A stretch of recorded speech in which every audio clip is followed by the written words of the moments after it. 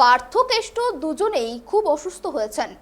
তৃণমূলের হাকিমকেও রেডি হতে বলুন, ভেতরে যাবার ব্যবস্থা করছে। সুকান্ত মজুমদারের এমন মন্তব্যকে ঘিরে উত্তাল রাজনৈতিক ময়দান। একদমই তাই, চুপ করে থাকেননি ফিরহাদ হাকিমও। তিনিও সুকান্ত মজুমদারের মন্তব্যের পাল্টা জবাব দিয়ে বলেছেন, অন্যায়ের প্রতিবাদ করব, লড়ে যাব সারা জীবন, জেলে যেতে ভয় লাগে না। একদমই তাই, তিনি আরো ঠিক কি জানিয়েছেন শুনে নেব।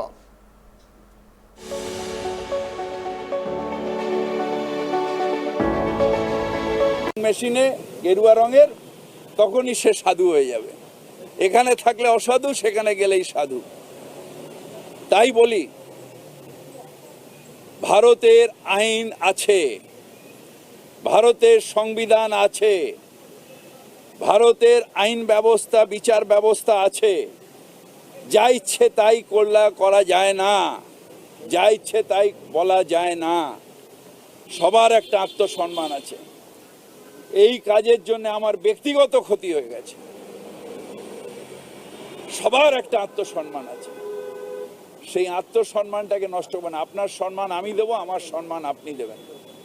এই আত্মসম্মান নিয়ে টানাটানি করবেন না। সব অসাধু, সব অসাধু, আর আপনার দলে গেলে সব সাধু, এটা